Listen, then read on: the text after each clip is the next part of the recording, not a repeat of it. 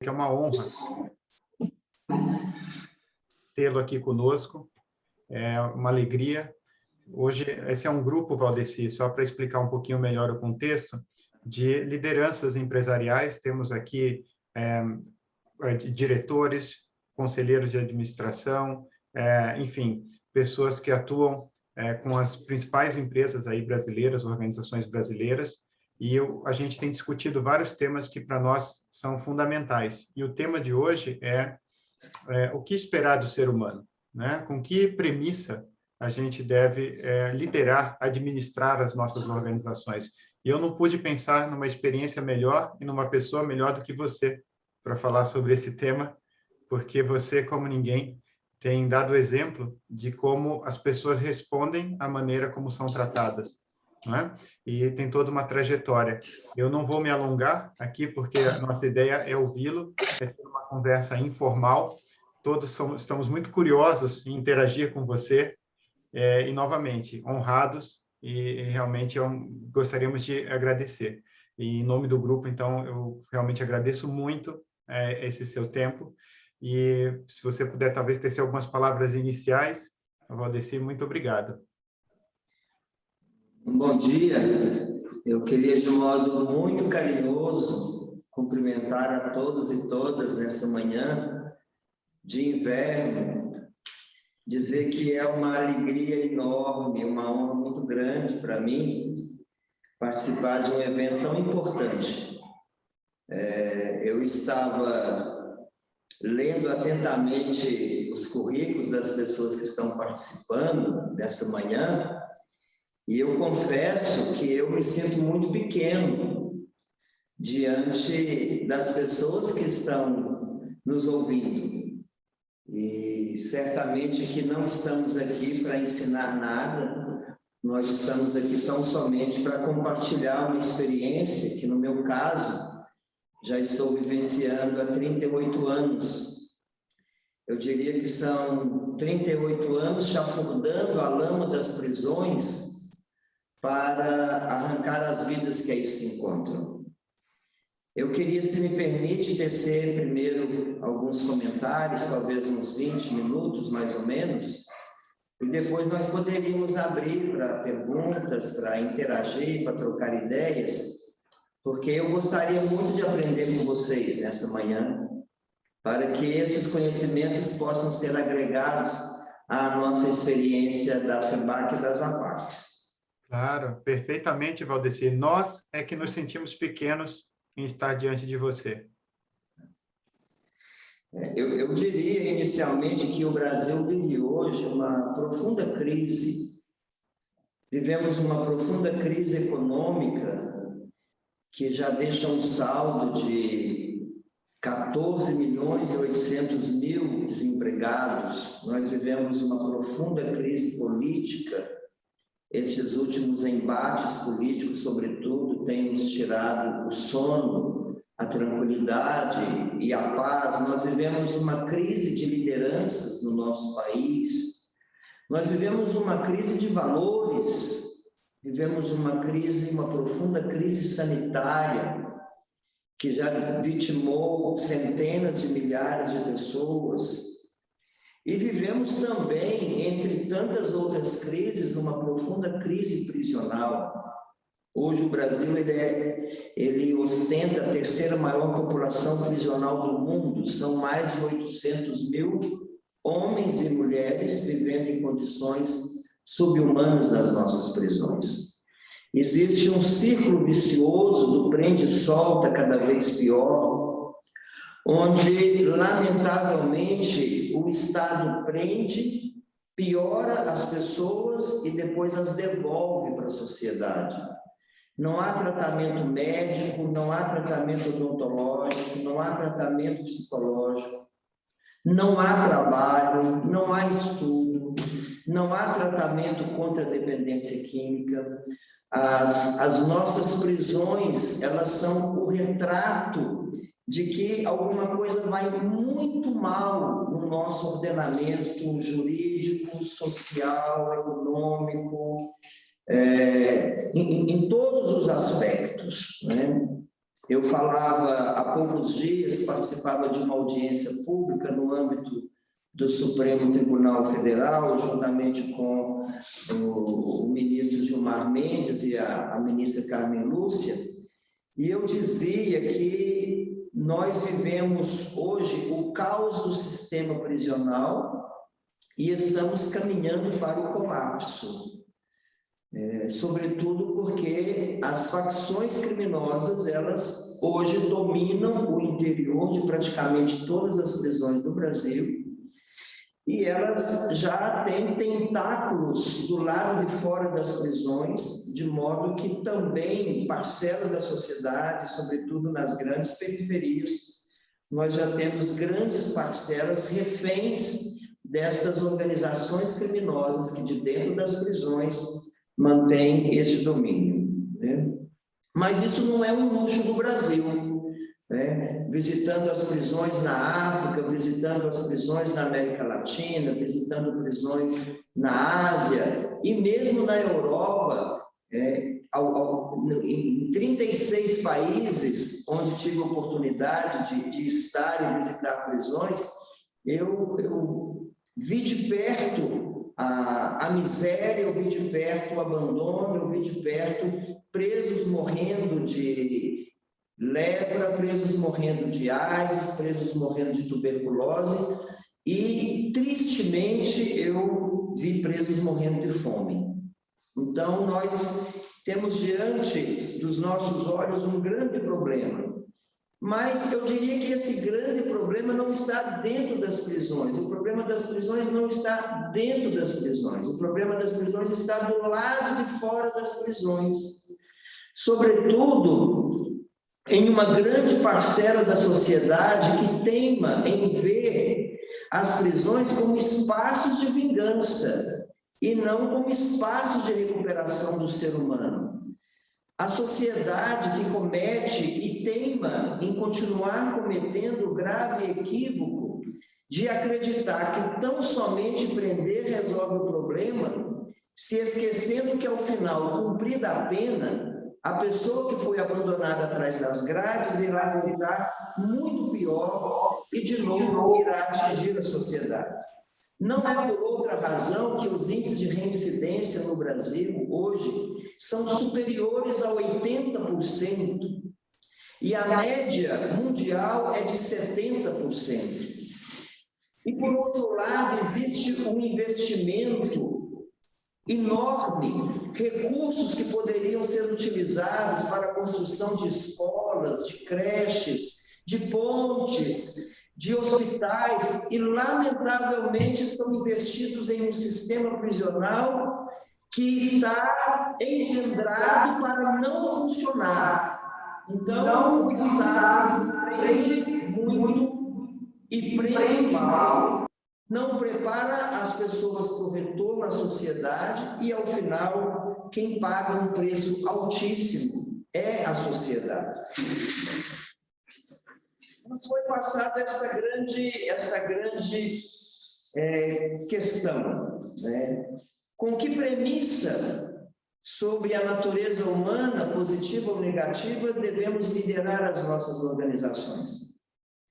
E muito cedo, nosso querido Dr. Mário Toboni, com toda a sua equipe em São José dos Campos, idealizaram uma terapêutica penal própria denominada APAC. Inicialmente, Amando o Próximo Amarás a Cristo, e, posteriormente, a Associação de Proteção e Assistência aos Condenados. Uma organização da sociedade civil sem fins lucrativos, que tem por objetivo recuperar o preso, proteger a sociedade, socorrer as vítimas e promover a justiça restaurativa. De modo que nos idos de 70, ou seja, mais precisamente no ano de 1972, nós partimos da premissa de que todo ser humano é maior que o seu erro e de que ninguém é irrecuperável. E no próximo ano, em julho do ano que vem, nós estaremos celebrando com muita alegria, e aqui eu já estendo o convite para todos vocês, nós estaremos celebrando o jubileu das APACs. 50 anos acreditando de que todo ser humano é maior que o seu erro. E nós buscamos um escopo nas teorias de Santo Agostinho, que dizia que não existe um pecado que uma pessoa cometa que a outra não seja capaz de cometer. E parafraseando Agostinho, eu poderia dizer nesta manhã que se não existe um pecado que uma pessoa cometa que a outra não possa cometer, também é verdade que não existe um crime que alguém cometa que o outro não seja capaz de cometer.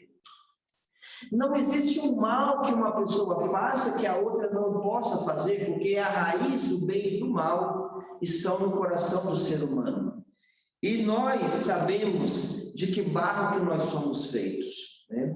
Então, nessas primeiras considerações, eu poderia dizer que o preso, e hoje mais de 800 mil no Brasil, aqui em Minas são mais de 60 mil presos, ele é um problema social.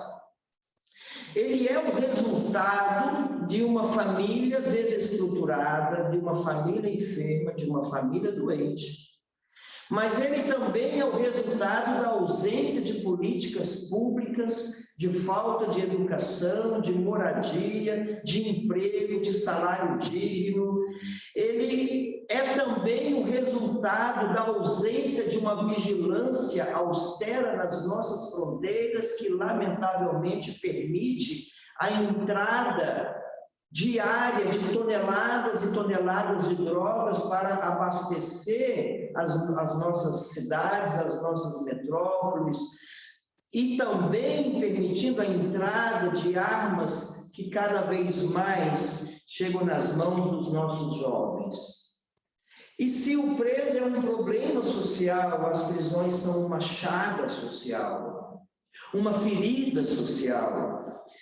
E nós, muitas vezes, nós, sociedade, muitas vezes não queremos tocar nessa ferida. Aliás, esse problema prisional, ele fica sempre debaixo do tapete. Só de vez em quando acontecem grandes rebeliões, quando acontecem aquelas mortes como já ocorreram no presídio de Rio Branco, como ocorreu em Pedrinhas, no Maranhão, como ocorreu em Rondônia e Rio Grande do Norte, aí sim, aí é um levante popular, aí a imprensa fala durante dias seguidos, os nossos políticos se organizam, mas passada a crise, de novo esse lixo incômodo, ele é colocado novamente debaixo do tapete, até que novamente, após uma outra grande rebelião e mortes, etc., ele seja revolvido outra vez. É um lixo incômodo que nós não queremos revolver, é uma ferida que nós não queremos tocar,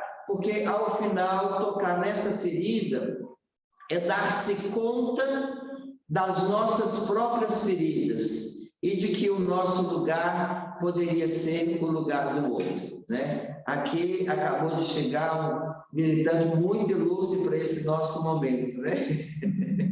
Que coisa linda, que coisa linda. Não é por outra razão, né, que eu queria parabenizar essa iniciativa de vocês, né? Aqui nós temos grandes lideranças de grandes organizações e discutir este tema, ele é fundamental, porque ele pode ter o condão de jogar luzes sobre as trevas que permeiam o sistema prisional brasileiro, né?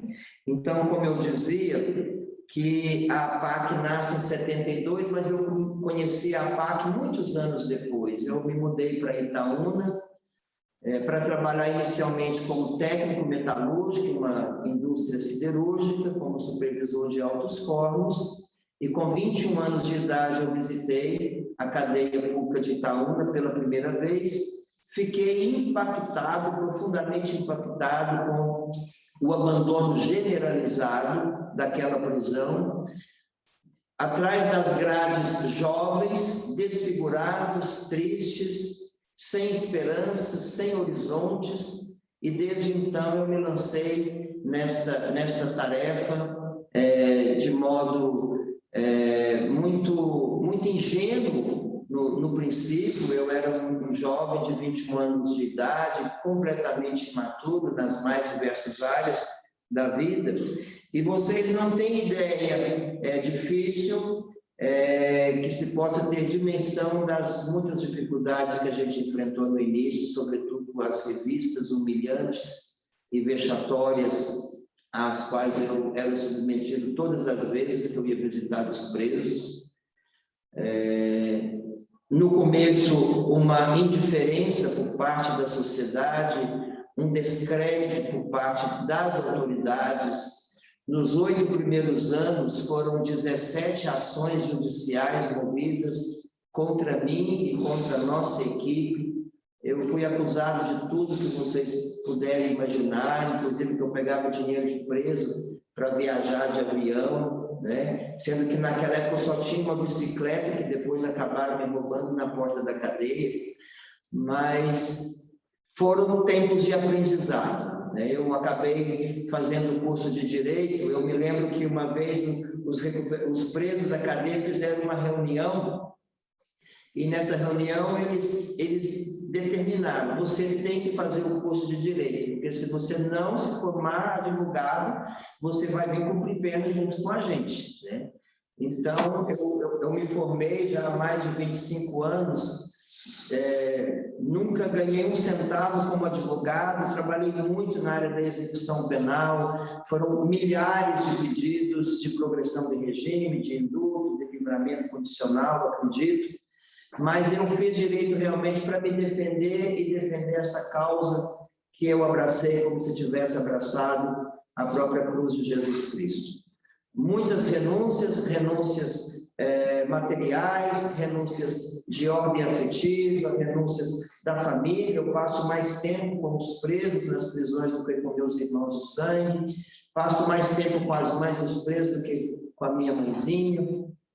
Acabei abrindo mão de concursos, tudo porque eu realmente decidi investir a minha vida nesse projeto, né? Eu me lembro uma manhã em que o meu chefe, ele me chamou para uma conversa e me disse: olha, Valdir, você é um excelente supervisor de altos fornos, você é um excelente funcionário, mas está complicado, porque toda hora tem parente de preso batendo na porta da fábrica, estoura rebelião na cadeia, eles telefonam para cá, e esse negócio de APAC aí que você está envolvido, tá misturando empresa com APAC, e aí você vai ter que decidir. Eu falei: já está decidido, pode me demitir. E isso foi há uns 30 anos atrás, então foram mais de 30 anos sem 13º, sem fundo de garantia, sem férias, sem quaisquer benefícios previdenciários. E eu posso dizer para vocês que eu sou igual um passarinho, que hoje eu estou aqui, amanhã eu estou do outro lado, e Deus alimenta os passarinhos. Deus nunca me deixou faltar nada, absolutamente nada. Eu até posso dizer que eu não tenho nada, mas ao mesmo tempo não me falta nada. Deus sempre foi essa providência na minha vida. Às vezes eu chego na casa dos meus amigos, das pessoas que trabalham comigo na FEBAC, vou, por exemplo, quando vou na casa do Marcelo, está lá os filhos dele, ou na casa do Beto: pai, o menino chega correndo e puxa a calça do pai.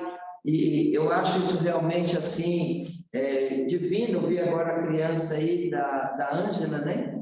Então, eu acho isso muito bonito, né?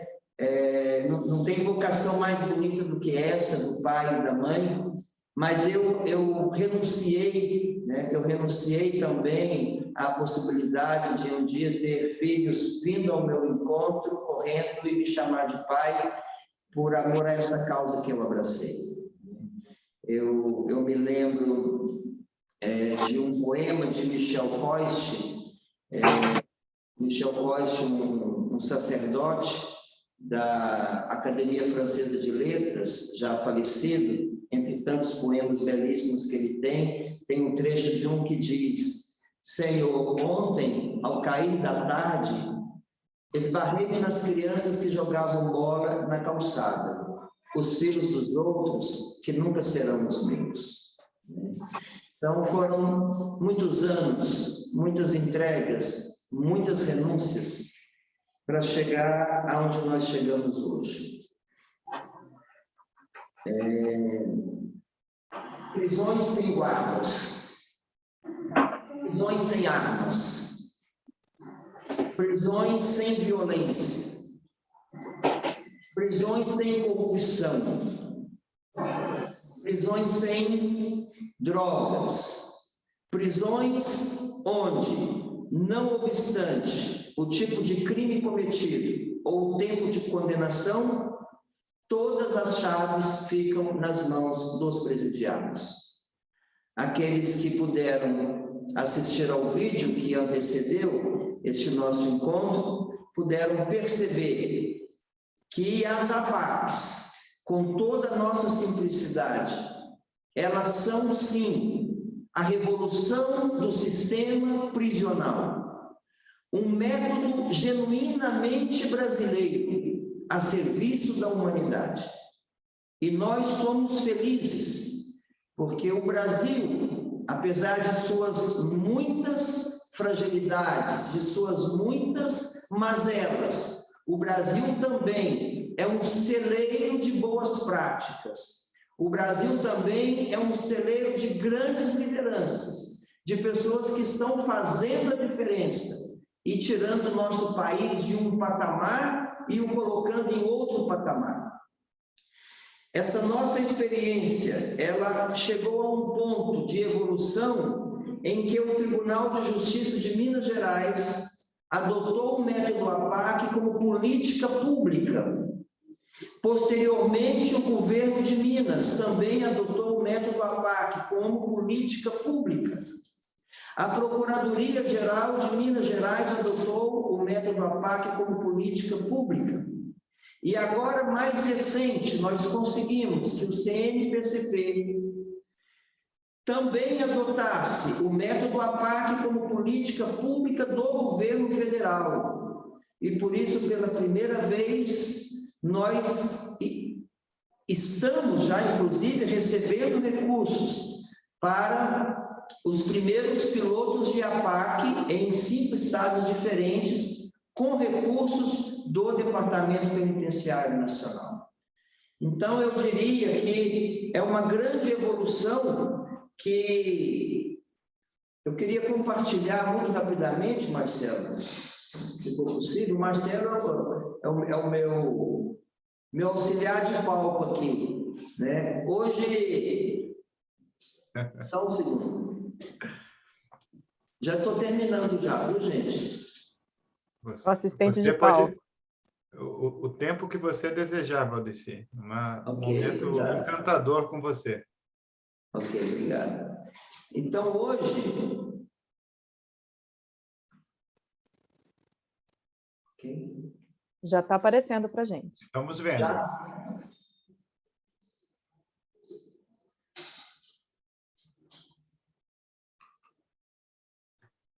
Então, vejam que nós temos um crescimento aí considerável nesses últimos anos, sobretudo de 2014, apesar de toda a crise financeira no país, mas é um movimento que está em franco crescimento. Hoje, esse dado, inclusive, ele está desatualizado, já são 5.300 recuperandos, homens e mulheres nas APACs. Se a gente considerar o contingente do Brasil, é uma porcentagem muito pequena, mas se considerarmos a porcentagem de crescimento a cada ano, a gente percebe que poderemos, no futuro, a curto, médio prazo, de provocar um impacto maior no sistema prisional. Hoje nós já estamos em dezenas de comarcas de Minas Gerais, onde o movimento é mais forte, embora ele tenha nascido em São José dos Campos, São Paulo, ele se fortaleceu em Minas, sobretudo porque em Minas encontramos um apoio institucional muito grande, como já falei, do Tribunal de Justiça, do governo, da Procuradoria, e depois de outros grandes parceiros, como a Fiat, a ArcelorMittal e fundações, ABC Brasil, Instituto Minas pela Paz, que congrega as maiores empresas de Minas, né? Então, nós temos aí dezenas de APACs já funcionando em prédios próprios, sem polícia, e temos dezenas de outras em diferentes estágios de implantação. No Brasil, nós já estamos com APACs funcionando em prédios próprios em 7 estados, mas o nosso movimento ele já se estende para outros 7, então já totalizando 14 estados no Brasil, onde nós temos o movimento das APACs. Hoje, então, já são 62 APACs. Ontem iniciou mais uma APAC feminina, já são agora 9 APACs femininas, iniciou uma ontem em Viana, no Maranhão, e agora, dia 20, vamos inaugurar mais uma na cidade de Nepomuceno. APACs, elas são, ora, construídas com recursos da comunidade, ora, com recursos de penas pecuniárias. Muitas vezes são prédios que estão aí abandonados ou subutilizados, que nós, FEBAC, orientamos o modelo arquitetônico para a aplicação do método, mas temos também dezenas de APACs que foram construídas com recursos do Estado de Minas, né? Aí nós temos um APAC de Barracão, no Paraná, na tríplice fronteira, com Santa Catarina e Argentina. Era uma antiga cadeia pública que foi transformada numa APAC. Aqui uma APAC no Espírito Santo, que era também um prédio que estava lá abandonado, que foi devidamente reformado. Temos aqui, são APACs em Minas, essa foi uma APAC construída com recursos na época do governo do professor Anastasia, hoje senador, né? A APAC Itaúna masculina, que realmente foi, digamos assim, em Minas Gerais, foi a pioneira. Vocês não têm ideia da dificuldade que foi para construir. Nós construímos em Itaúna 2 prédios, temos a APAC masculina e a APAC feminina, sem nenhum centavo de recursos públicos, sem nenhum centavo de penas pecuniárias. Foram prédios construídos com recursos da comunidade, com barraquinhas, com rifas, com jantares, com almoços. Então, foram muitos anos para que a gente pudesse ter essas estruturas. Aí o prédio da APAC feminina. Temos aqui a APAC em Ji-Paraná, em Rondônia. Era um prédio que estava lá abandonado, que era para ter sido um hospital, que ao final acabou não sendo. Hoje temos lá uma APAC muito forte, muito bacana, funcionando. A APAC Macau, no Rio Grande do Norte. A APAC de Nova Lima, que está na região metropolitana de Belo Horizonte. A APAC de Pedreiras, no Maranhão, era um presídio comum que foi transformado numa APAC. E a APAC de Porto Alegre, no Rio Grande do Sul. Eu diria que aqui nós temos realmente uma APAC que é muito emblemática até, porque nós temos ali o presídio central, que é considerado o pior presídio da América Latina, com mais de 5.000 homens, e nós temos a nossa APAC ao lado. Tem um muro que divide a APAC do presídio. Na verdade, esse espaço também pertencia no passado ao presídio central. Ele era destinado para os presos que trabalhavam no meio externo e voltavam para dormir, mas ocorreram tantos homicídios quando da saída ou da chegada desses presos que esse espaço foi desativado e ficou desativado durante muitos anos. E foi como um empenho da Procuradoria, nós, no Rio Grande do Sul, sobretudo o Ministério Público está à frente desse movimento. Então, nós conseguimos ganhar essa parte abandonada e transformamos numa APAC. Agora já estamos para inaugurar a segunda APAC no Rio Grande do Sul. E aí a APAC de São João del Rei, feminina e masculina, são prédios grandes, ora para 60.000 recuperando, hora 120, hora 200, né?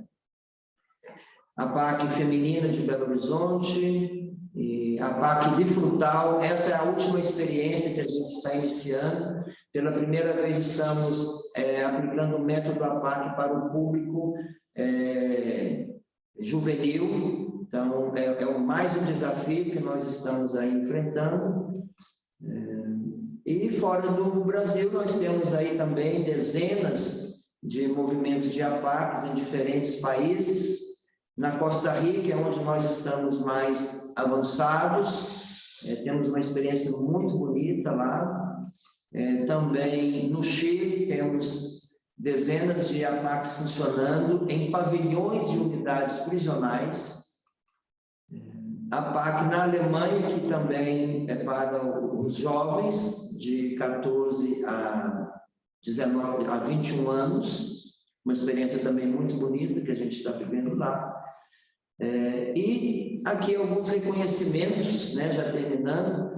Eu que um dia iniciei visitando a cadeia pública de Itaúna, que era revistado humilhantemente pela segurança, que lavei roupa para preso, que fui muitas vezes humilhado, que passei tantas dificuldades. Aqui foi um encontro de empresários a nível mundial. Existe uma organização chamada UniAPAC, de empresários católicos. E esse evento aconteceu dentro dos muros do Vaticano e constava na agenda um encontro com o Papa. E eu fui convidado para dar um testemunho, assim como hoje, nessa manhã, e tive a grata alegria de me encontrar pessoalmente com o Papa e entregar para ele um exemplar de um livro do Dr. Mário, Ninguém é Irrecuperável, e também alguns artesanatos dos nossos recuperandos. Depois a gente teve a oportunidade de ganhar aí o Prêmio de Empreendedor Social do Brasil, esse prêmio que é conferido pela Fundação Schwab e também pela Folha de São Paulo, no ano de 2017. Na sequência, também tive a oportunidade de ganhar o Prêmio de Empreendedor Social da América Latina, no mesmo ano, em 2017, né, participando do Fórum Econômico. E depois nós tivemos aí também, fomos escolhidos entre os 10 da revista Tríplice, junto ali com o Lázaro Ramos, com o Padre Júlio Lancelotti, essas figuras ímpares aí da nossa sociedade brasileira. E posteriormente tive a grata alegria de receber o prêmio, o Troféu de Inspiração no programa do Luciano Huck. Eu penso que Deus tem sido muito generoso conosco, né? E eu só tenho certeza de uma coisa, que a causa que nós abraçamos ela é maior do que nós, e por isso a gente não pode errar, né? Então, esses dias, por exemplo, nós estamos aqui com a equipe da FEBAC. Hoje eu sou diretor da FEBAC, somos 30 pessoas que trabalham aqui, e a FEBAC tem essa grande missão de congregar as APACs do Brasil, de manter a unidade de propósito das suas filiadas, de fiscalizar a correta aplicação de um modelo de gestão, dos padrões de disciplina e segurança e, ao mesmo tempo, da correta aplicação da metodologia. E nós, diante de um desafio tão grande, a gente precisa de saber que a gente não pode errar, porque se isso acontecer, nós estaremos frustrando a esperança que um dia foi despertada no coração de muitos prisioneiros e prisioneiras.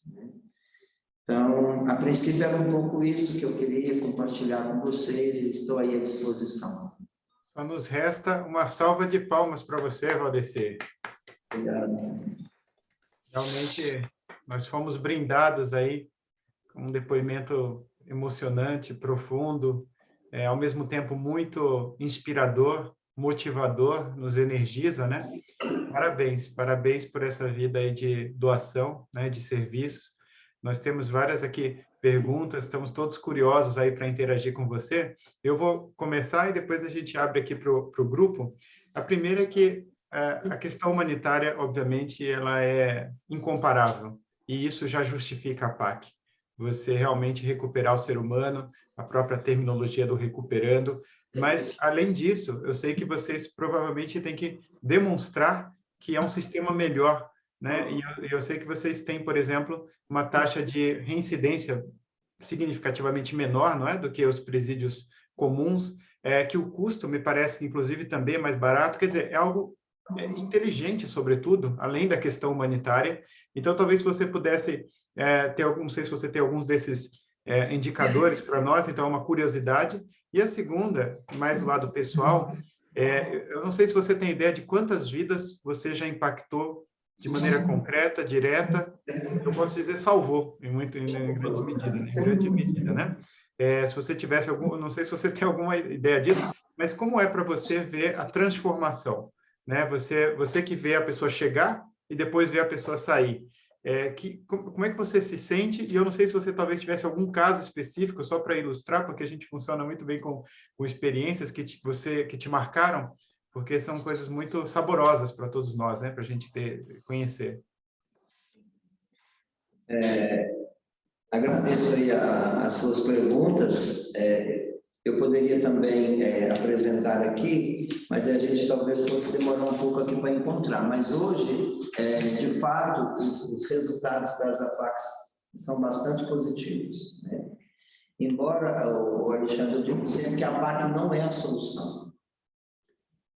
Seria muita arrogância da nossa parte até, para não dizer uma grande prepotência, querer anunciar as APACs como sendo a grande solução para o problema do crime e da violência. Ao mesmo tempo, a APAC não é um modelo pronto e acabado, são 25 anos, quase 50 anos de estudos e evolução. Tratar o preso hoje do jeito que a gente tratava 10, 15 anos atrás não funciona.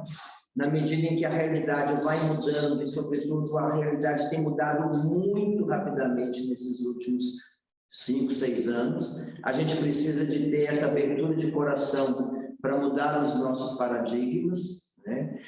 Da mesma forma, a PAC não é um modelo de franquia, a PAC não é uma máquina onde você coloca o preso de um lado, aperta um botão e ele sai recuperado do outro lado. Então, a PAC nada mais é do que uma alternativa viável que nós estamos oferecendo. E essa alternativa, ela consegue reduzir os índices de reincidência para abaixo de 15%. A última estatística nossa, que é computada pelo Tribunal de Justiça de Minas, é de 14,9%, quando a média mundial é de 70% e a média no Brasil é de 80% a 85%. Desde 1972, foram 54.663 presos que passaram pelas APACs. Homens e mulheres, pessoas que muitas vezes, quando chegaram fisicamente mal, chegaram psicologicamente péssimas e chegaram espiritualmente mortas. E hoje são homens e mulheres que estão aí como bons cidadãos, como bons pais de família, como bons filhos, contribuindo para a nossa sociedade. Se ao final a gente tiver uns 5 minutinhos, eu teria aqui na FEBAC, nós temos vários dos nossos funcionários, quase que 50% do nosso time hoje é um time constituído de ex-recuperandos, né? Então, se a gente tiver uns 5 minutinhos no final para a gente pegar aqui uma palavrinha de um deles, aí vocês digam que, né, acho que pode ilustrar. No meu caso, pessoal, não tem tristeza maior do que ver uma pessoa algemada chegando para cumprir pena. Quando eles chegam no sistema na APAC, eles chegam uniformizados, eles chegam de cabeça baixa, com as mãos para trás e algemados. É uma imagem extremamente chocante, porque quando a pessoa está de cabeça baixa e quando ela está com seus movimentos cerceados, os horizontes dessa pessoa não vão além dos próprios pés. E quando eles chegam nas APACs, a primeira coisa que nós fazemos é pedir para tirar as algemas, e aí a gente fala para eles, agora, de agora em diante, as algemas só voltarão aos seus pulsos por sua livre e espontânea vontade.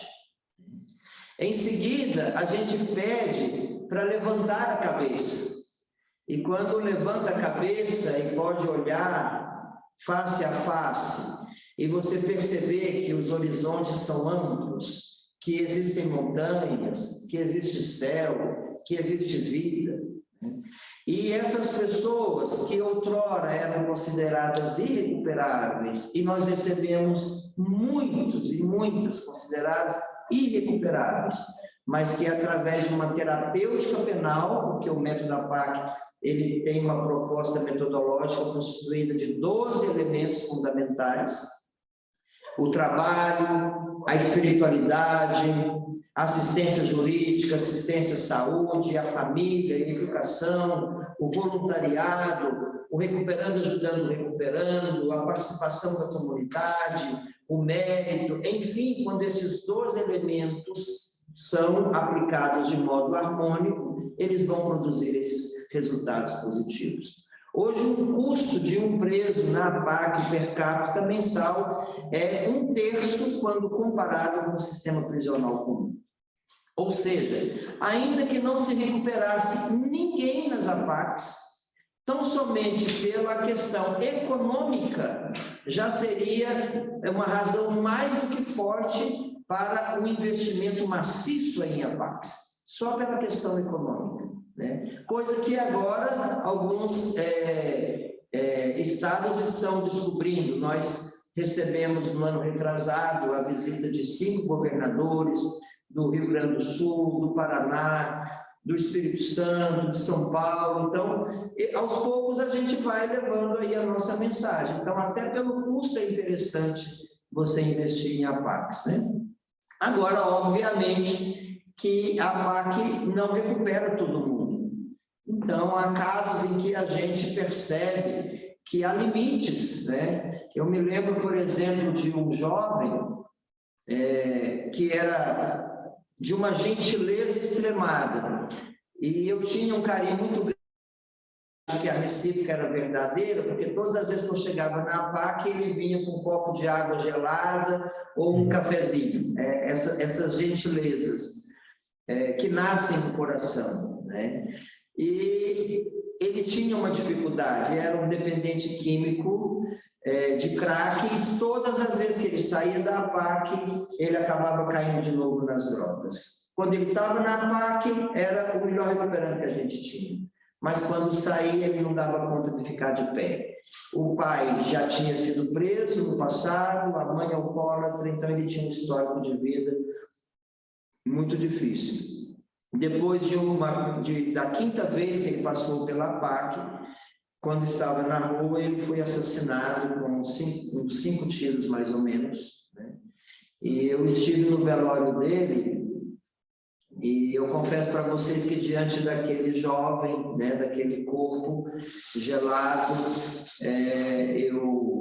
assim como aconteceu de outras vezes, eu me senti muito fracassado. Eu me senti muito fracassado, porque eu vi que o meu amor não tinha sido forte o suficiente para falar ao coração daquele jovem. Eu percebi que a minha luz não tinha sido forte o suficiente para iluminar as trevas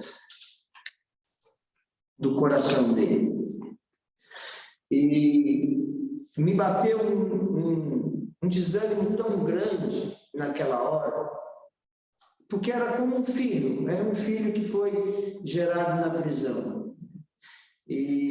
Mas Deus, em sua infinita misericórdia, me enviou uma luz na hora, eu acho, né? E disse, não deu certo para ele, mas existem outros. E a sua missão não está terminada ainda, né? Então, eu saí dali, continuei e continuo até hoje. Eu já, como eu disse no filme, já tive vontade de desistir muitas vezes, mas não tem jeito, né? Então, o amor nunca fracassa. O amor nunca fracassa, né? Eu acredito nisso, na força do amor. São 12 elementos, mas existe um tripé que sustenta o método, que é o amor, a confiança e a disciplina. Nós partimos da premissa de que só o amor é capaz de recuperar o ser humano, porque só o amor é capaz de curar as feridas da rejeição. E temos uma crença 100% no ser humano, a ponto de entregar as chaves da prisão. E uma disciplina rígida, que começa às 6 da manhã e vai até às 10 horas da noite, onde o preso é obrigado a trabalhar, é obrigado a estudar, a participar dos atos socializadores, a cuidar do seu asseio pessoal, do asseio da cela, do seu armário. Porque nós sabemos que sem disciplina não existe recuperação. Falei demais, desculpa. Nossa, é um prazer ouvi-la, realmente é um bálsamo. E, inclusive, sua frase, viu, reverberou muito, Valdeci, de que você já pensou em desistir, mas não deu conta. Vou até passar aqui a palavra para a Isabela, porque ela já mencionou várias vezes no nosso grupo, né, que para ela isso daí marcou demais. Oi, Valdeci, bom dia, obrigado por você ter vindo. Bom dia, Isabela. Essa frase realmente me marcou muito, porque eu me identifiquei em várias situações, né? De pensar em desistir, já pensei muito, mas não dei conta, acabei não desistindo. Então, ela, desde o primeiro vídeo aí que o Alexandre passou para a gente no WhatsApp, isso foi marcado para mim. Eu vou fazer uma pergunta assim, que já peço um pouco de desculpas assim, do foco um pouco negativo, mas eu vou explicar. Na verdade, eu já tinha feito a pergunta que o Alexandre fez, né, que eu queria saber quantas vidas recuperadas, e você já falou aí que acho que você tem aí 54 mil pessoas que já passaram nesses 50 anos, então temos aí acredito que a maior parte dos seus filhos foram salvos aí, né, desses filhos que você trata como filhos. Mas eu queria entender um pouquinho melhor como é que você encara assim, a questão que existe, né, na psicoterapia, na psiquiatria, né, se diz que você tem sociopatas e psicopatas, né? Se você já pegou isso, quantos foram? Na verdade, assim, desculpa a pergunta meio boba, assim, mas isso existe mesmo, assim, que é uma coisa que possa ser irrecuperável, que você tenha visto? Estou perguntando isso, aí vou só explicar por quê. Eu sou assim radicalmente contra a pena de morte, né? E aí nas minhas discussões eu acho que esse argumento eu sempre digo, não interessa, porque isso não justifica a falta de humanidade, de sociedade, de civilidade, né? Se você quer viver numa sociedade, não se aceita, não comporta esse tipo de assim, eu acho que assim, a pena de morte realmente é uma coisa assim que eu acho que é um erro histórico da humanidade, tanto quanto a escravidão, e um dia todo mundo vai se dar conta disso. Então, estou perguntando isso para reforçar um pouco meus argumentos nessa minha radicalização de ser contra esse erro total. Se você vê muito esses casos, como que você encara, se muda a estratégia, muda esse método dos 12 passos aí, os 12 critérios, enfim, as 12 aplicações que vocês fazem. Como é que você encara assim, um caso desse? Obrigado pela pergunta, Isabela. É uma pergunta muito, muito importante, né? Muito importante. Primeiro que nós não recuperamos todo mundo, né? Enquanto método. Eu dizia que nós temos aí os 15%, né? Em torno de 15% de reincidência.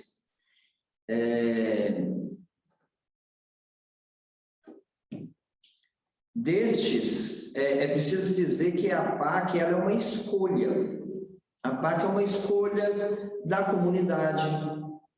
A PAC é uma escolha do Poder Judiciário, a PAC é uma escolha do Ministério Público, que é também uma escolha do preso. Não se cria a PAC por decreto, pela decisão dessa ou daquela autoridade, desse ou daquele político, juiz ou promotor. A PAC é o resultado da sociedade civil organizada que toma consciência do problema e resolve apontar um rumo para melhorar a situação. Da mesma forma, para o preso, a PAC é uma escolha. Existem 4 critérios para ir para uma PAC. O primeiro critério está com a situação jurídica definida, só trabalhamos com presos condenados da justiça. Segundo critério, que a família tenha residência e domicílio na comarca onde a PAC está localizada. Terceiro critério, que ele manifeste por escrito o desejo de ir para a PAC para mudar de vida. E o quarto critério, da antiguidade pela data da sentença. Isso significa o quê? Que quando ele vai para a PAC, ele pede para ir para a PAC e ele assume o compromisso de que vai cumprir as normas e as regras daquela comunidade. Alguns não se adaptam. Tem preso, por exemplo, que chega e fala: eu quero voltar porque eu não consigo ficar sem droga. Quero voltar porque eu não consigo ficar sem celular. Então, é um número pequeno, mas há um número daqueles que não se adaptam e retornam de novo para o sistema, e não significa que eles não possam, no futuro, de retornar num outro momento. Ao longo desses meus 38 anos, Isabela, eu encontrei pouquíssimos psicopatas atrás das grades. Um número, eu não tenho estatística, mas, olha, não deve ter passado de 5 ou 6. Não sei se porque trabalhamos mais nas APACs no interior, não é? Onde você tem um público diferenciado. Agora, sociopatas eu encontrei mais sociopatas, né? Para os psicopatas, o método APAC não atinge. Eles entram e saem do mesmo jeito. Porque a gente só consegue, né, pelo menos eu tenho essa crença, que a gente só consegue ajudar o outro a mudar os seus conceitos se formos capazes de falar ao coração dessa pessoa. Toda a nossa metodologia, ela objetiva isso, falar ao coração dele. E você não consegue falar ao coração do psicopata. Porque você não tem ali um coração, você tem uma pedra de gelo. Então, essas pessoas, elas precisam de um tratamento diferenciado, não é na APAC, né? Em relação aos sociopatas, a gente percebe que o método consegue atingir em grande parte, não é 100%, mas em grande parte a gente consegue, porque o método ele interage muito com a sociedade, diferentemente do sistema. O que o sistema faz? Prende a pessoa, a isola da sociedade, ali ela fica 1 ano, 2 anos, 5 anos, 10 anos, completamente isolada, para somente depois retornar à sociedade. Então, o sociopata que já tem essa dificuldade em interagir com a sociedade, isso vai acentuar muito mais depois do cumprimento de uma pena privativa de liberdade. Então, é difícil, mas não é impossível. Mas eu não teria números nesse sentido para te apresentar. Obrigado, Valdeci. Ótima resposta. Obrigado. Por falar nisso, Valdeci, eu vou passar a palavra agora para uma especialista, que é a Thaís, que é psiquiatra. Então, acho que pode também nos ajudar aqui. Não, muita generosidade do Alexandre, porque eu acho que eu vou falar muito mais como o contrário, como uma pessoa extremamente ignorante e muito grata de ter ouvido tudo isso, porque, nossa, é muita luz, né? É um exemplo muito grande que vale a pena a gente abrir mão de pequenos ou grandes confortos, né? Que a gente encontra um conforto muito maior, espiritual. Mas o que eu queria compartilhar, eu de fato, né, sou psiquiatra e eu trabalhei como diretora técnica de uma instituição muito grande, psiquiátrica, que tem vários níveis de cuidado, e uma das principais coisas que faz é recuperação de dependência, tanto no nível de internação quanto de um outro dispositivo que a gente chama de comunidade terapêutica. Mas essa pergunta que a Isabela se fez é uma coisa que, para mim, particularmente, sempre foi uma questão. Então, o meu pai é psiquiatra e o meu pai, na década de 70, trabalhou no Juqueri, que é o maior manicômio judiciário, né, no estado de São Paulo, enfim. E eu me lembro de, ainda muito jovem, conversando com ele me falava assim, olha, Thaís, obviamente, todos os serial killers e os grandes psicopatas presos eram encaminhados para o Juqueri naquela época, acho que até hoje, provavelmente ainda né? Porque mesmo os presídios convencionais têm muita dificuldade de conter essas pessoas, e eles têm alguns direitos diferenciados, né? E meu pai tinha visto, entrevistado, convivido com alas repletas de serial killers, repletas de, enfim, supostos psicopatas. E ele me falava, assim, eu não sei, a gente vê em filme, vê em documentário americano, mas eu, pessoalmente, ele dizia, nunca vi um psicopata que não tivesse outros transtornos mentais. Então, ele dizia que já tinha visto psicopatas dependentes, psicopatas psicóticos, psicopatas deficientes intelectuais, muitos, sempre pessoas que tinham um contexto ali que explicava um pouco a sociopatia. E, obviamente, quase todos com um histórico de vida muito difícil. Mas a gente aprende em psiquiatria que a sociopatia, o transtorno de personalidade antissocial, ele é irreversível, ele é da pessoa, a pessoa nasce com ele, morre com ele, é muito pouco possível de intervenções de qualquer natureza e tudo isso. E uma das coisas que a gente, como psiquiatra, é treinado a fazer é justamente atribuir ou não imputabilidade após um crime, né? Só que para mim era muito difícil, eu tinha esse relato do meu pai, eu ficava pensando, gente, mas quem há de ser, portanto, imputável, se eu estou escutando de uma pessoa experiente que viu muitas pessoas, essa conclusão, né? Enfim, mas fui caminhando por essa minha vida, nunca gostei de trabalhar nessa área mais ligada à forense e tal, escolhi outro caminho, que é a psiquiatria da infância e da adolescência, que é essa coisa gostosa de ver criança, ver crescer, ver melhorar.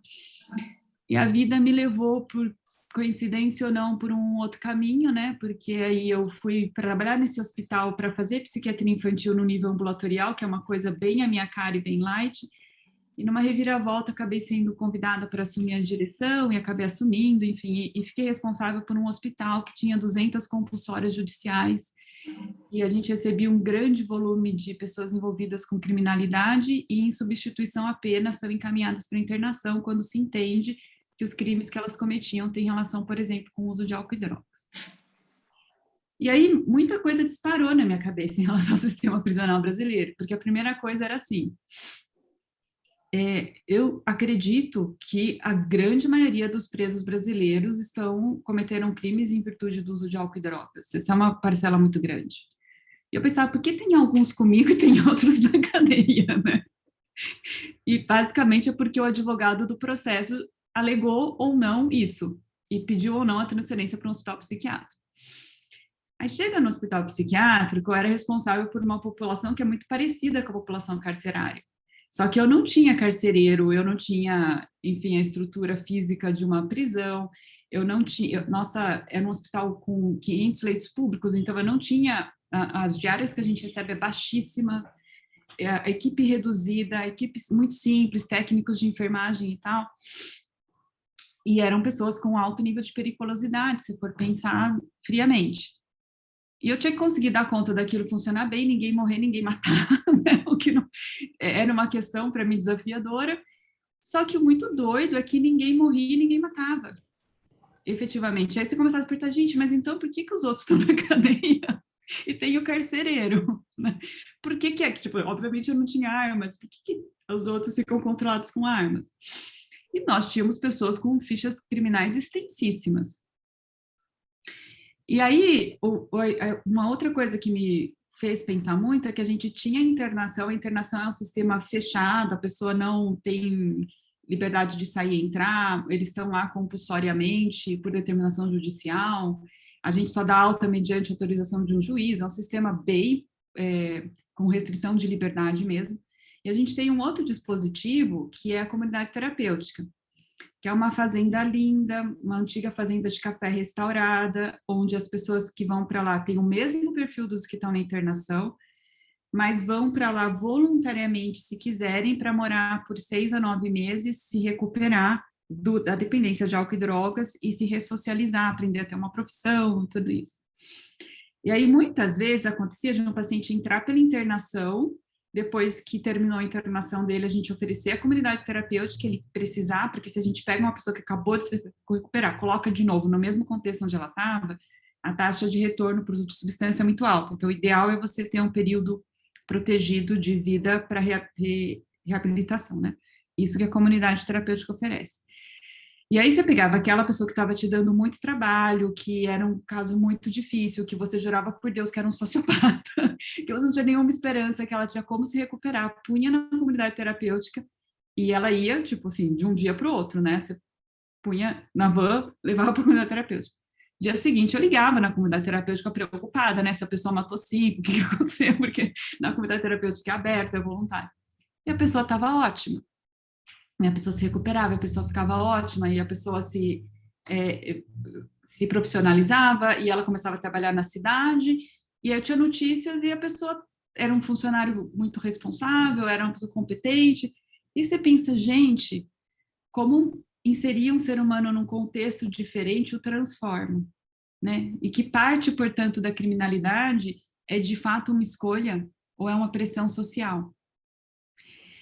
Mas aí eu ainda tinha dúvidas sobre esses grandes sociopatas, esses que sentem prazer no matar, por exemplo, que sentem prazer no crime, porque eu estou falando de pessoas que estavam cometendo crime pelo uso de substância, né? E eu tinha muita dúvida, mas eu ficava com essa dúvida dentro de mim, enfim.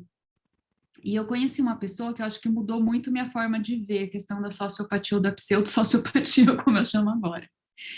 E não sei se o Valdeci talvez até conheça, que é o Célio Luiz Barbosa. Ele é um antigo traficante, que foi um grande traficante na década de 70, responsável pela mesma área de tráfico do Fernandinho Beiramar. E o Célio teve toda uma história muito bonita, mas em algum momento ele sai do crime, ele era usuário de substância, ele se recupera e hoje ele trabalha com recuperação de dependência. Só que o Célio me falou uma coisa muito interessante, assim. Hoje ele é uma pessoa, nossa, tipo, é o pai de muitos e muitos recuperandos o uso de álcool e drogas, é uma pessoa muito surpreendente, também um pai muito amoroso. Mas quando ele era traficante, ele matava muito, né, claro.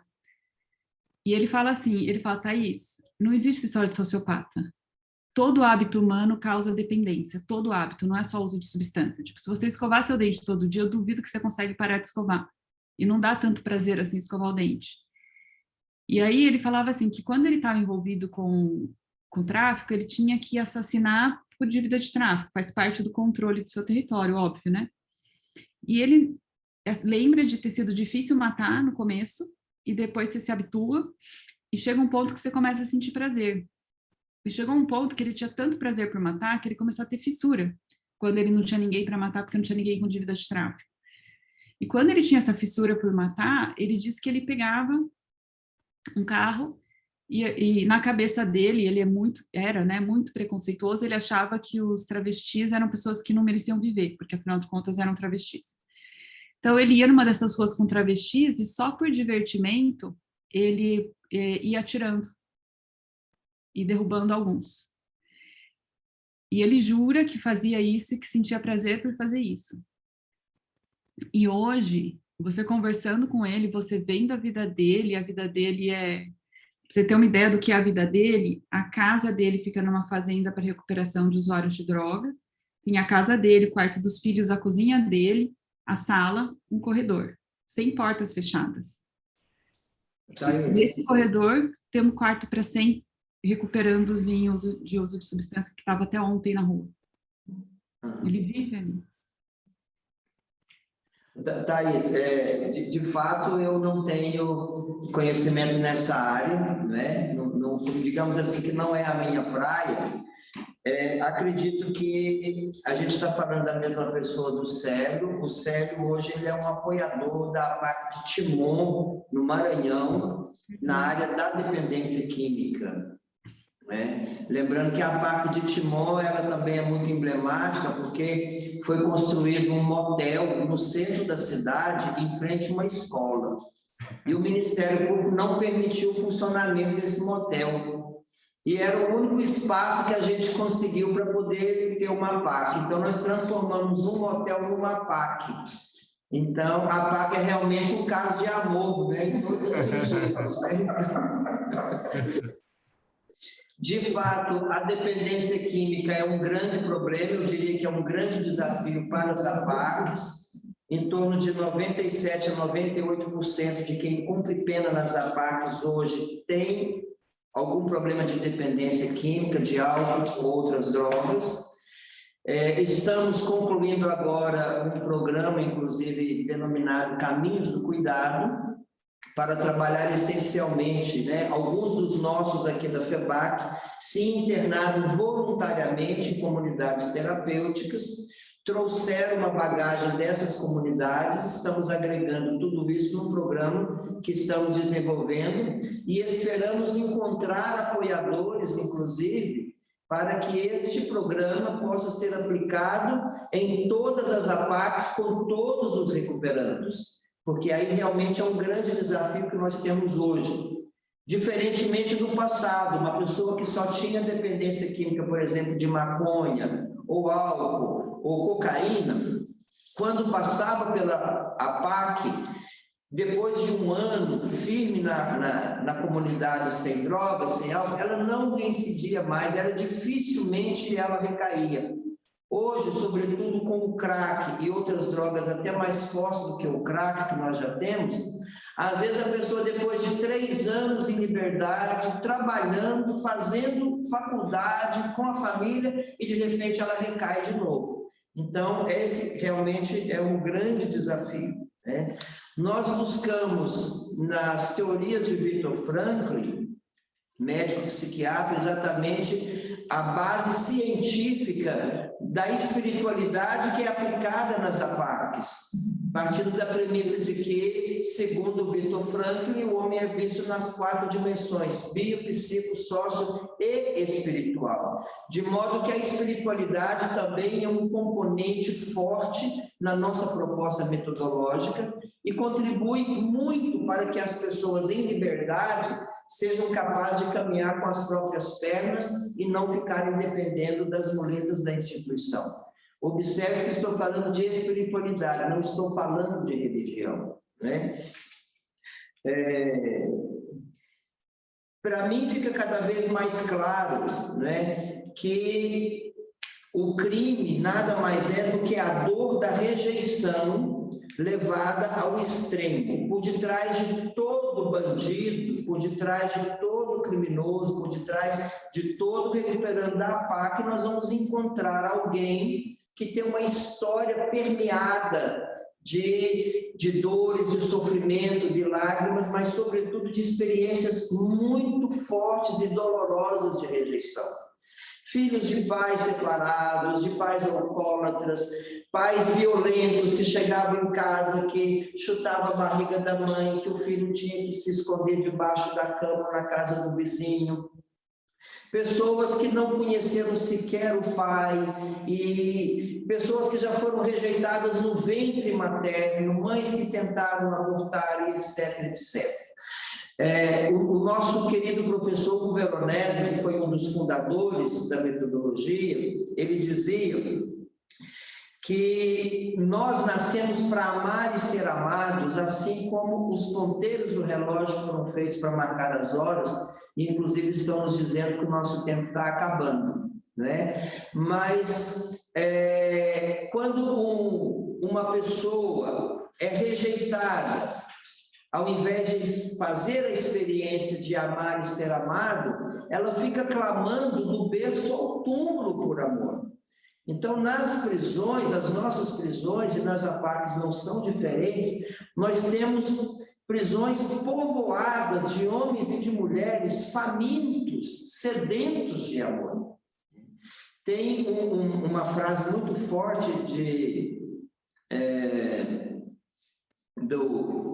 do Victor Hugo, que diz: se nos falta o ar, sufocamos e morremos.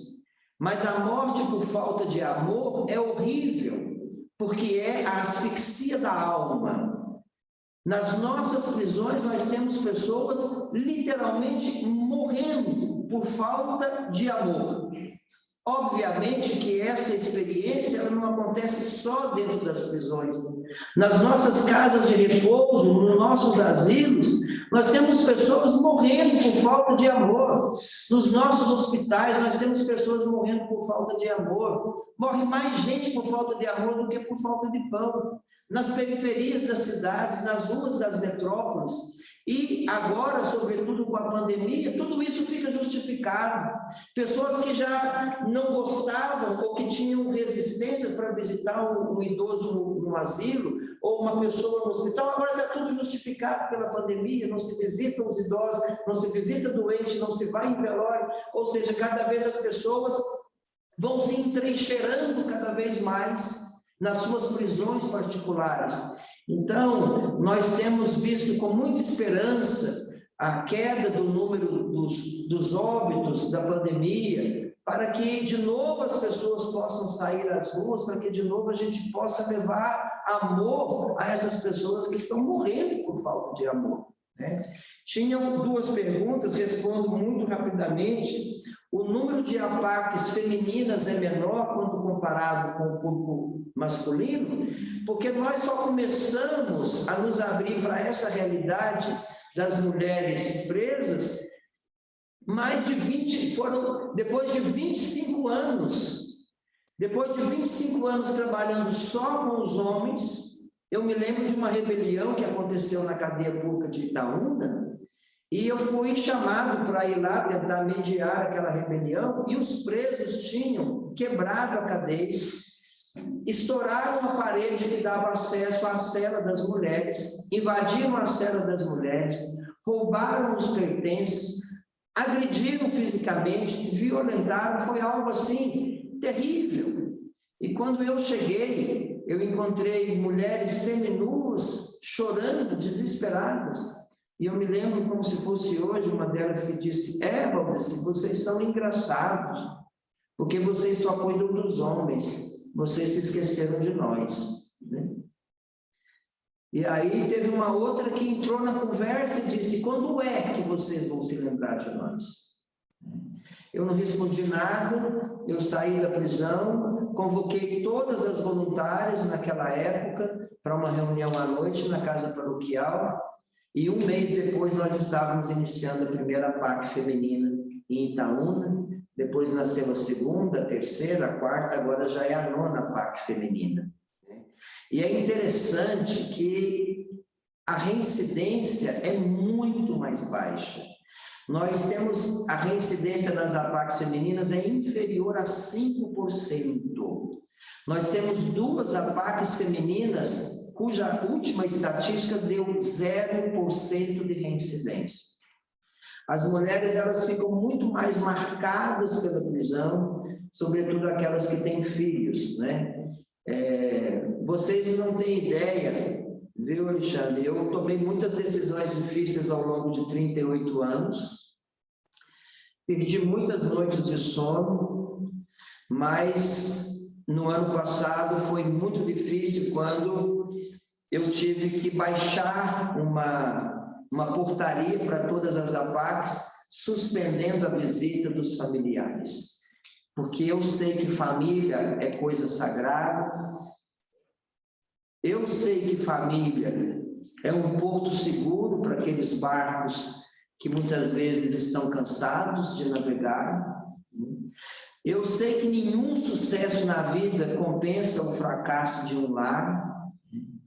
Eu sei que a família sempre foi, é e sempre vai ser esse porto seguro.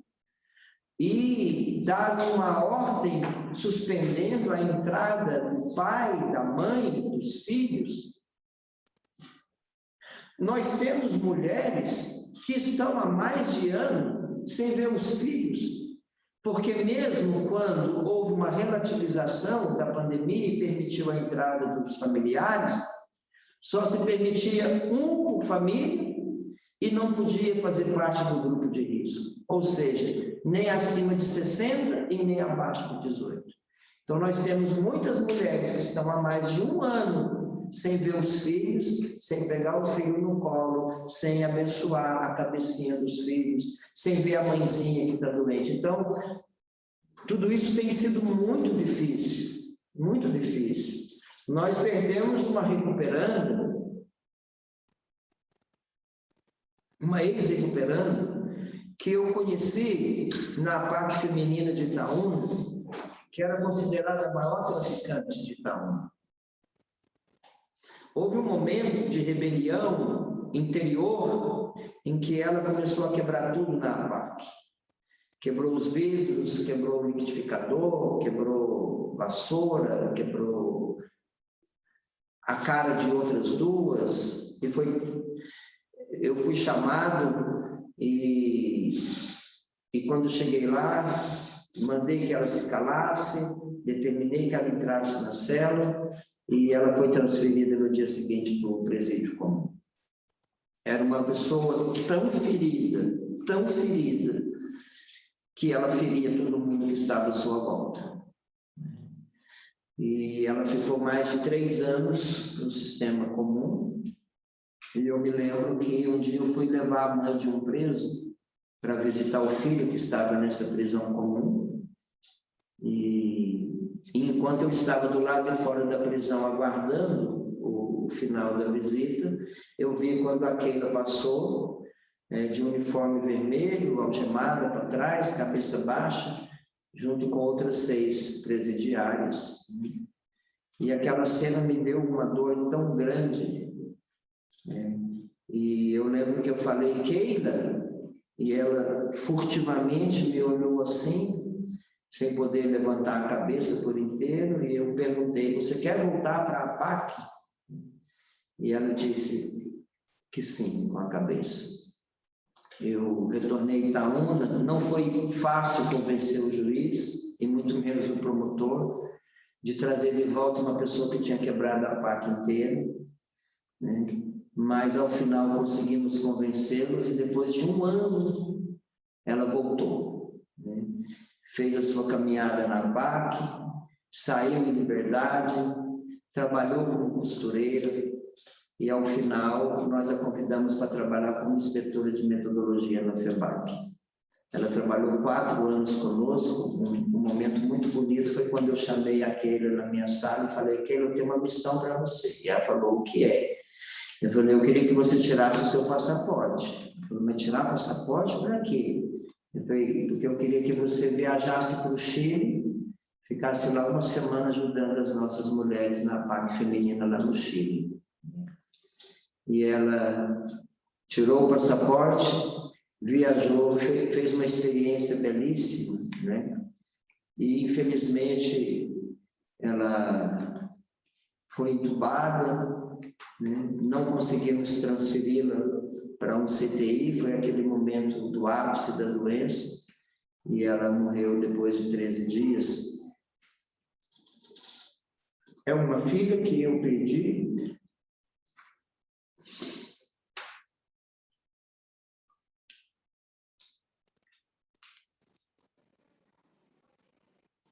mas eu não tenho dúvidas de que Deus tem as suas razões para tudo, né?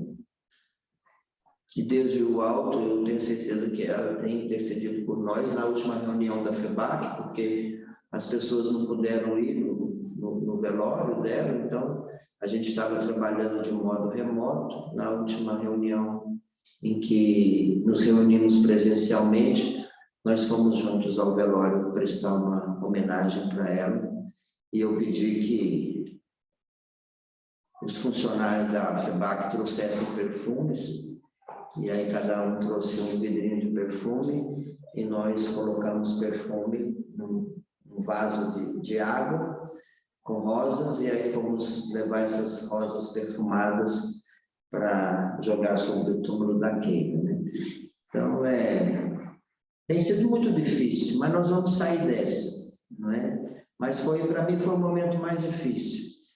E muito em breve nossos recuperandos vão de novo estar com seus filhos, suas mães, né? Alguém perguntava sobre os jovens, né? São 4 meses apenas de uma experiência, né? E aí eu estive com eles na sexta-feira passada, fazendo uma dinâmica, porque tudo é novo. A psicologia do adolescente infrator é completamente diferente do adulto infrator. A legislação que norteia é outra, é o ECA e o SINAS, diferentemente da Lei de Execução Penal, de modo que nós temos um mundo a descobrir, um mundo a descobrir. Nessa dinâmica, eu lembro que eu perguntava para eles, se você fosse o presidente da APAC, o que você iria mudar aqui? Aí eu dizia assim, eu ia pedir para colocar mais arroz no prato. Eu falei, mas por que mais arroz? Não, porque nós estamos comendo pouco arroz, eles estão querendo que a gente emagrece, mas nós já estamos tudo magrinho. Né? Então, foi uma experiência muito bonita que eu vivi semana passada. Ao final, eles me convidaram para ficar uma semana lá com eles, lá dentro da APAC Juvenil, e de fato eu quero fazer essa experiência com eles. Nossa, Valdeci, é muito difícil falar alguma coisa depois do seu depoimento, assim. Realmente não tem o que comentar, né? Só realmente ficar com sentimento de gratidão por você estar aqui conosco e por sua trajetória tão inspiradora. A gente tinha combinado aí, 1 hora já passamos, né?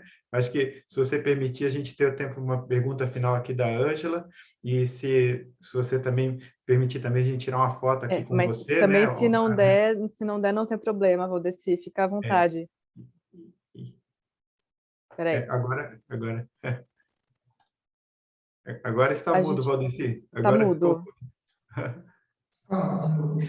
Eu queria também 5 minutinhos para o Bruno. Sim. Se for possível. Claro. Agora, de imediato, pode ser? Pode. Primeira pergunta, então. Primeira pergunta. Bom, então, eu justamente já tinha a ver, né, com esse ponto que você colocou. Então, que tipo de política especial que as APACs têm em relação às recuperandas, né, às gestantes, às lactantes e as mulheres que a gente sabe sofrem aí uma questão gravíssima de falta de higiene menstrual nas prisões, né? Então, eu já conversei com algumas pessoas para doação de coletores e já ouvi falar que não pode, que isso, que aquilo. Então, eu já pensei em soluções sustentáveis e, ao mesmo tempo, dignas, né?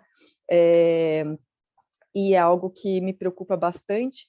E essa questão da dependência química também, né? Justamente pela recuperação, pela questão da reincidência, e é uma coisa que me toca bastante, Valdeci, porque depois que a gente pensou em trazer você aqui e tal, eu me lembrei, eu sou natural de São José dos Campos, e eu visitei a APAC de lá, no banhado, né, ali, lembro das cores, do branco, do azul claro, visitei porque o meu melhor amigo na época, eu tinha menos de 10 anos, meu melhor amigo era o pedreiro, que trabalhava em casa, e a gente fazia tudo juntos, e ele me ensinava tudo, me ensinou língua de sinais, me ensinou a sentar caquinho, me ensinou a coletar coletar luxo, coisas boas no lixão para a gente usar na construção da nossa casa, e ele, infelizmente, era dependente químico, ele era alcoólatra, enfim, e acabou indo para a APAC, e eu visitei com menos de 10 anos a APAC, e achei incrível. Ele voltou, a gente conseguiu recuperá-lo de alguma forma, né? A gente se tornou ali a família dele, e depois ele seguiu o caminho dele, mas me trouxe essa lembrança muito forte, e com uma pessoa que eu aprendi muitíssimo, com um artista, que era o Paulão, e um grande amigo. Então, e o ser humano que eu vi ele lá e me lembrei agora, então te agradeço também. Que lindo, Ângela. Eu morei 3 anos em São José dos Campos, né? E tive a sorte de morar 1 ano na casa do Dr. Mário, com a família dele, dividi o quarto com o André. E trabalhei durante 3 anos na comunidade do Banhado, que era do Banhado, o pior local de São José dos Campos para se viver. Ali eu trabalhei naquela comunidade durante 3 anos também, né? Nessa questão das APACs femininas, nós conseguimos aprovar um pequeno projeto, muito tímido até, junto à União Europeia, e estamos trabalhando com as 8 APACs femininas na linha dos Objetivos de Desenvolvimento Social, né? E estamos inserindo as nossas 8 APACs nesse grande longo caminho, né? Em termos de humanidade, todos os países signatários aí da ONU estamos nesse esforço conjunto para melhorar a humanidade, né? E aí a gente tem descobrido coisas muito interessantes nas APACs femininas, porque a gente sempre, o método ele foi todo desenhado para o público masculino, fizemos muitas adaptações, mas a gente chegou à conclusão de que nós ainda temos um longo caminho a perseguir, sobretudo no tocante à família, que a situação é completamente diferente, na questão da saúde, na questão do trabalho e da assistência jurídica. Então, esses 4 elementos da metodologia, nós temos dado um foco, e agora o nosso desafio é de realmente encontrar outros parceiros que possam nos ajudar a alavancar essas iniciativas dentro das APACs femininas, com oficinas profissionalizantes, porque ficou muito só no artesanato, só no crochê. Não que isso não seja importante, não tenha seu valor, mas a gente precisa de além, porque algumas querem fazer curso de pintor, outras querem fazer curso de gesseiro, outras querem fazer informática. Então, a gente tem descoberto assim, coisas fantásticas, né? E a gente vai avançando cada vez mais. Obrigado aí pelo seu testemunho tão bonito. Obrigado. Bruno, então você vai ter o seu depoimento. Ângela, podemos tirar a foto aqui? Sim, vamos tirar uma foto aqui, todo mundo, para a gente colocar. Então, 1, 2, 3 e... Só um segundo. 1, 2, 3 e... Pronto. Espera só um momentinho, deixa eu ver se saiu direitinho aqui. Ok. Podemos seguir. Bom dia a todos e todas. Bom dia. É um prazer estar aqui novamente, podendo falar um pouquinho da minha experiência de vida e transformação. Como a gente já está com o tempo bastante corrido, então eu vou ser bem prático e vou resumir um pouquinho da minha história. A gente poderia ficar aqui o dia inteiro, que eu poderia contar todas as minhas perdas, os meus fracassos e, no final, a minha vitória. Eu comecei no mundo das drogas muito cedo, porque, bem quando eu nasci, a minha mãe teve que separar do meu pai, porque meu pai era traficante e minha mãe não queria que um filho vivesse às custas do tráfico. Então, eu cresci sem o apoio e sem a educação de um pai, mas tive todo o amparo da minha mãe. Só que, aos 12 anos, eu já comecei a sair para a rua para conhecer o que era ser homem. E o grande reflexo de homem que eu tive foi das pessoas que ficavam na esquina da minha casa usando drogas. Então, eu já fui procurar a droga.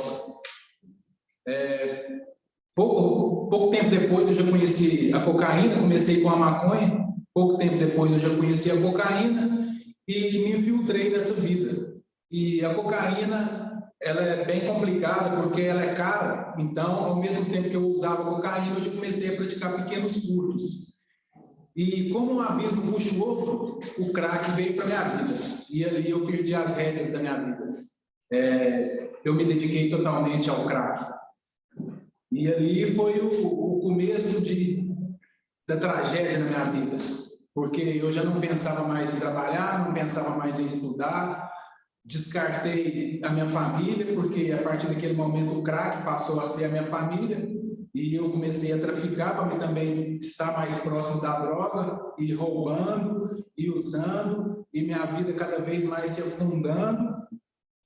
Só que a justiça teve que ser cumprida. E eu fui preso várias vezes, né?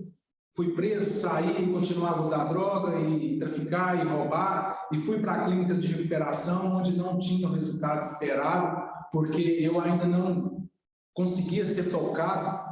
De forma alguma havia perdido minha família, havia perdido meu trabalho, meu estudo, havia perdido a própria dignidade. mas não conseguia enxergar. Sempre voltava para o meu amigo crack, para o meu amor crack. E depois de muito aprontar, né, aqui na cidade de Itaúna, a justiça se cansou de mim, né, e mandou me prender.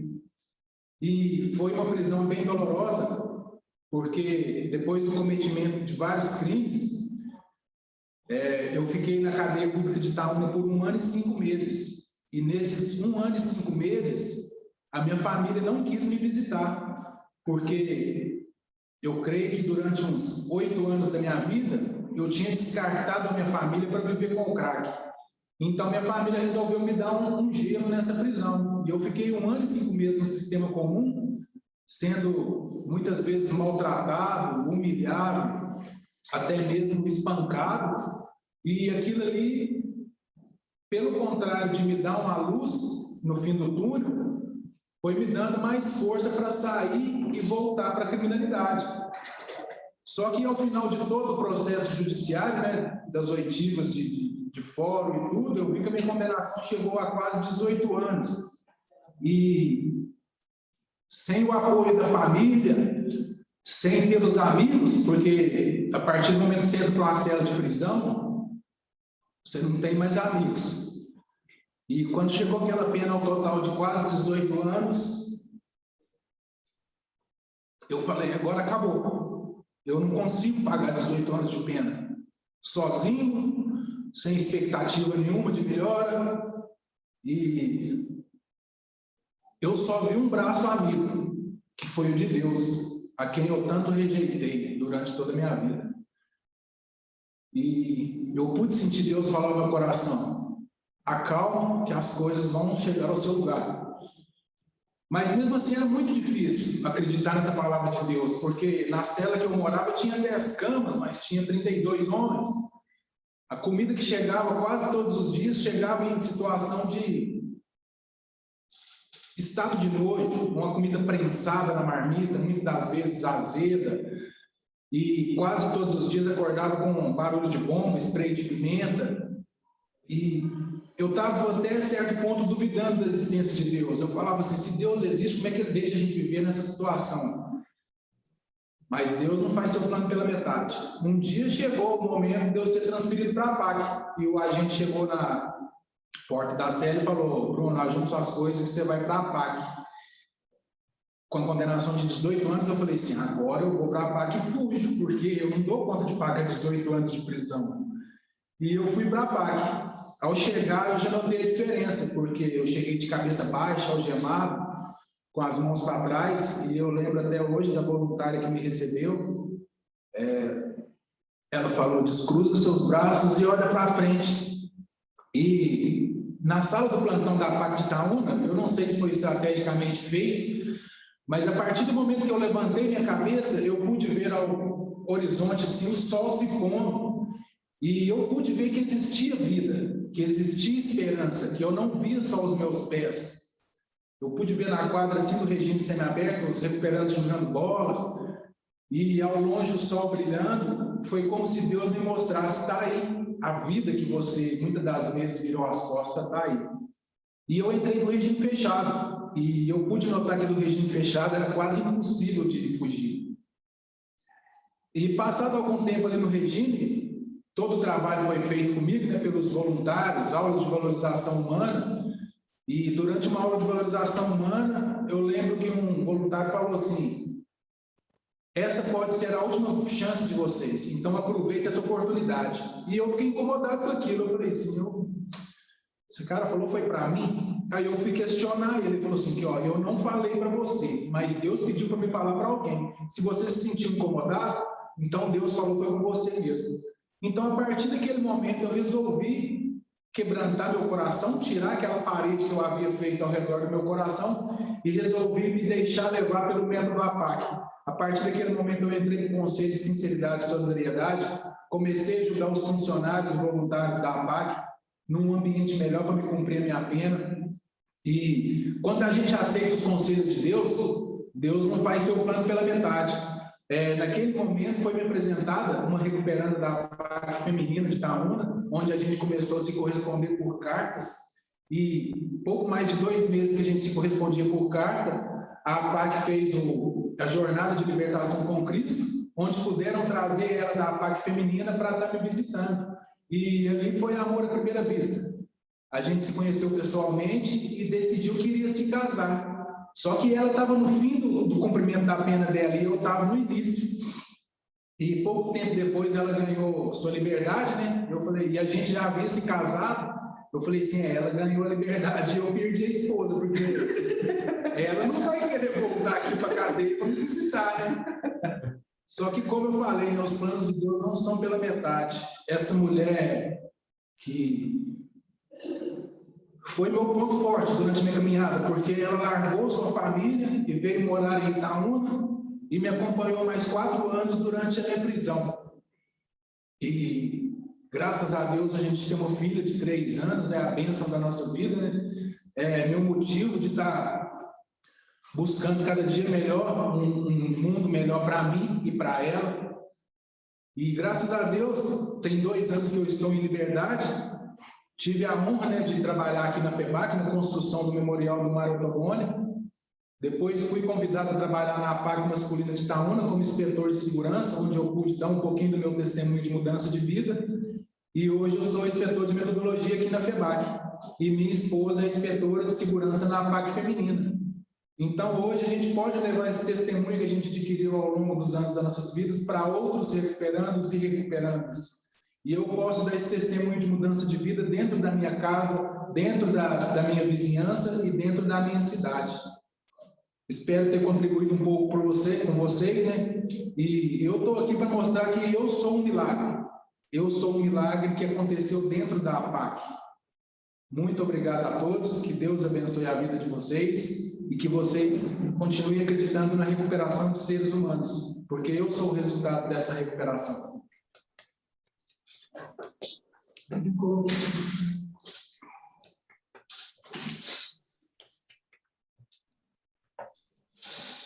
Que lindo. Obrigada, que lindo. Bruno. Parabéns. Muito obrigada, Bruno. Eu acho que o que a gente vê aqui com o relato do Bruno e com todos os relatos e dados, né, que o Valdeci colocou, é que a gente tem muitos milagres, né? A gente tem muitos milhares de milagres possíveis, né? E tantos outros que estão à espera de ser feitos, né? Então, acho que tem a ver com a nossa discussão de hoje, né? A gente realmente vê o quanto é possível ter essa premissa do ser humano boa e daquela frase, né, do Ottoni, do amor ninguém foge, né? Então, realmente, aquilo é muito, muito, muito marcante. Obrigada mesmo pela presença, Valdeci, Bruno, muito obrigada mesmo. Valdeci, Bruno, não temos palavras para agradecer vocês, é uma enorme inspiração e gostaríamos, inclusive, Valdeci, de visitar pessoalmente uma das APACs, quem sabe aí a de Itaúna. Até uma pessoa do nosso grupo havia entrado em contato falando por que a gente não organiza um grupo para ir visitar. Então, se houver essa possibilidade futuramente, seria um privilégio nosso, né? E realmente agradecer. E só mais uma questão, quem tiver aqui e tiver interesse, acho que de fazer doação para as APACs, é possível também, né, Valdeci? Então, acho que todo tipo de ação voluntária ou de doação ou de integração entre empresa e APACs, acho que também esse é um bom momento, é um bom canal, né, para se começar a pensar também. O que eu queria dizer, assim, né, uma última palavrinha, se me permitem, é exatamente isso, Alexandre, que um trabalho como esse a gente não faz sozinho.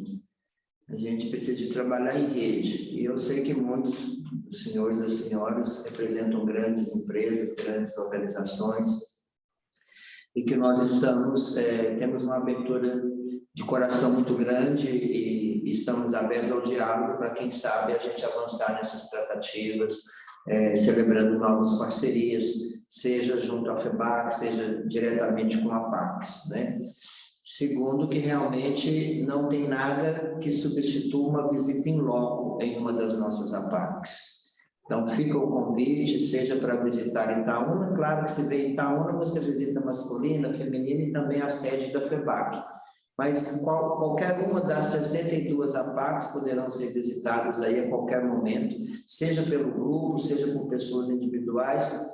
Basta acessar o nosso site, pode agendar diretamente as visitas, que não há nenhum problema. Agora, se a gente pudesse recebê-los aqui, uma equipe, né, seria uma alegria muito grande para nós.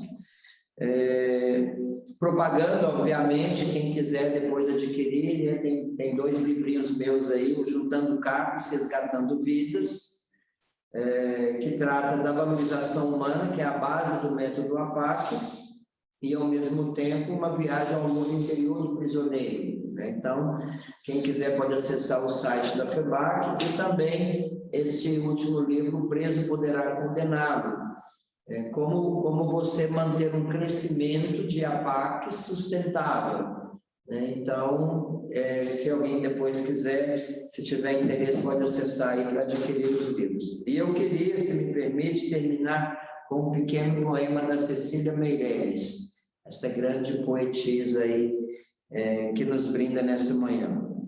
Renova-te, renasce em ti mesmo, multiplica os teus olhos para veres mais, multiplica os teus braços para semeares tudo, destrói os olhos que tiverem visto e cria outros para as visões novas. Grande abraço e muito obrigado. Sensacional. Perfeito, Valdecir. Muito obrigado novamente. Voltaremos a nos ver, viu? É uma satisfação e iremos atrás dos livros também. Muito obrigado. Muito obrigada, Valdecir. Uma enorme bênção estar aqui com você. Muito obrigado mesmo. Parabéns e obrigado a todos que ficaram até aqui no final. Tchau, tchau, até pessoal. A próxima. Muito obrigado. Um abraço. Parabéns. Tchau, gente. Um abraço. Obrigado, tchau. Alexandre. Obrigada mesmo a todos. Ângela, obrigado. Tchau, gente. Um abraço. Sensacional. Obrigada. Tchau, tchau.